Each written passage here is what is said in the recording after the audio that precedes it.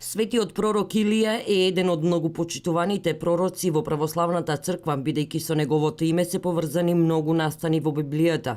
Кога се родил Илија, неговиот татко Савах видел ангели Божии околу детето како го повиваат во оган и му даваат да јаде пламен. Ова било предзнак за неговиот пламен карактер и за богодаруваната огнена сила во него. Голем верник во однос на верата во Господ Бог и голем противник на незнабожците. Тој секојаш бил против незнабожците, ги изобличувал, ги рушил нивните идоли и многу пати дури по неговите молитви заради неверието на народот не паѓало доша по молитвите негови, ќе заварнела доша дека по молитвите на незнабожците на нивните идоли тие се кршеле и пропаѓале.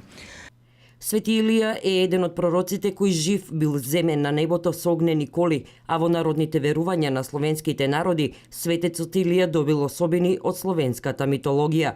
Бидејќи библиското предание вели дека се искачувал на небото со огнена кочија, старите словенски народи го поистоветувале со врховниот бог Перун во својство на Перун громовник.